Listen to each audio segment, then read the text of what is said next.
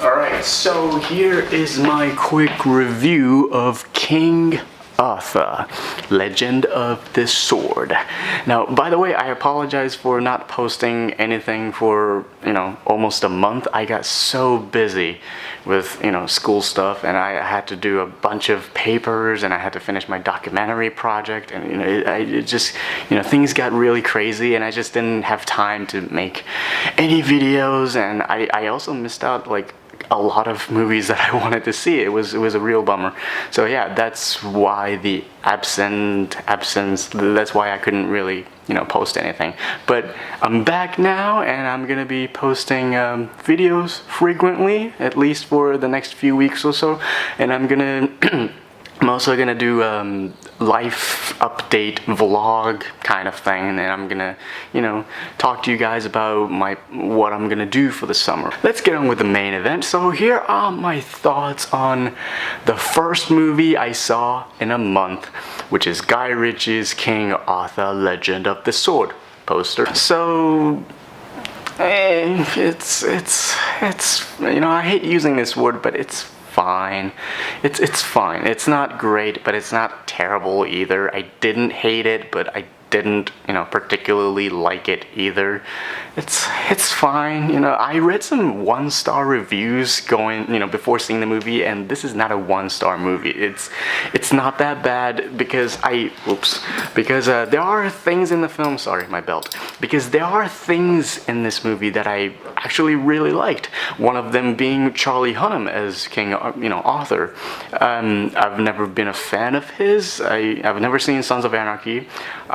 He was okay in Pacific Rim, and he's been in, other, movies here and there, Crimson Peak and, some other stuff. But there hasn't really been a role or a character that got me going, oh, Charlie Hunnam, he's the next big thing. Yeah, but I thought he was great as Arthur, even though the character himself is, kind of one note. He doesn't really have, there was not much character development. He doesn't really have a big arc throughout the film, but I thought he did the best he could, and he had a very commanding presence. So yeah, and he's definitely one of the best parts of the movie.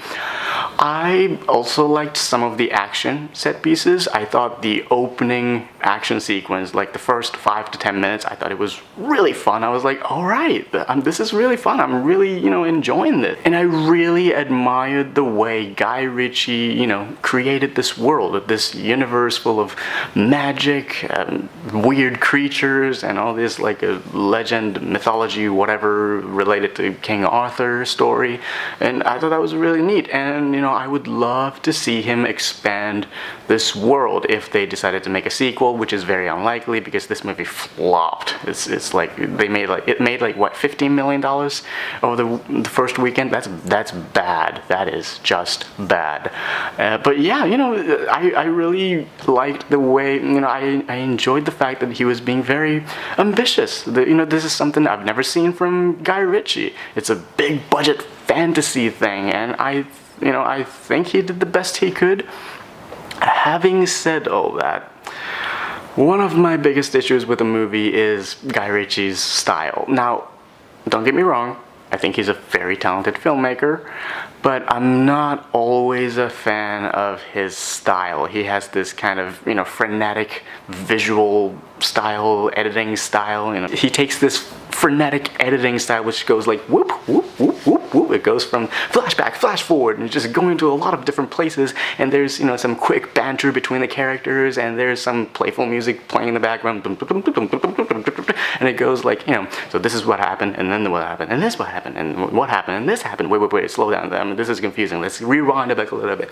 What happened, and this happened, and this happened, and that happened, and this happened, and what happened, and it made me feel like, it really made me feel okay, I know this is your thing, and this is, it's cool, it's, good for you, but can you just get on with the story? Like, I'm really interested in, knowing this, getting to know this world, getting to know this character, so can you stop showing off and just, tell this story, please? There's also, other issues like lack of character development. There's not much substance going on. It's very much a style over substance movie.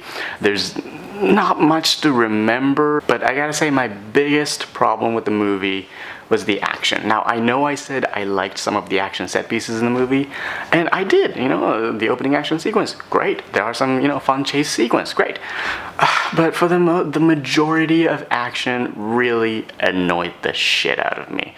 Like, I hate the third act. I hate the third act with a burning passion. I hate the final showdown because I honestly couldn't tell what the fuck was going on. You know, if you've seen the movie, you know what I'm talking about. It's the showdown between Arthur and this big giant monster. I don't want to spoil anything. So there's this thing, and they have this sword battle, and it just goes like it just looked like a video game. It has this crazy camera movements, and there's the frenetic editing, you know, Guy Ritchie is known for.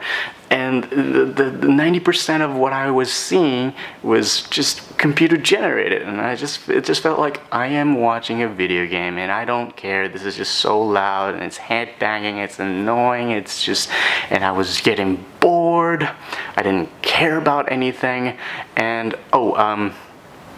Daniel Pemberton's score, which, you know, it's good, and I liked it up to a point. This is when, you know, when his music becomes like overbearing, like it becomes so loud and all this crazy shit going on and mixes together. It's like I don't know what is going on. It just gave me a massive headache.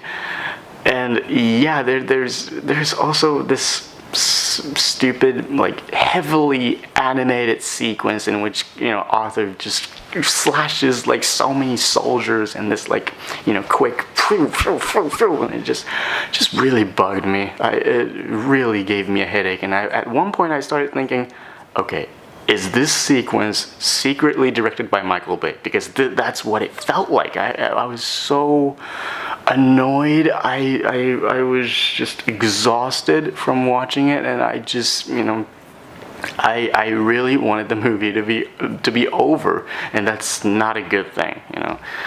So yeah, overall, King Arthur it's fine. I like the fact that, you know, it has some really good things, and Guy Ritchie tried to make this big fantasy spectacle. It had this 300 meets Lord of the Rings type of vibe, and I liked that. So yeah, it has its moments, but overall it's forgettable and bland.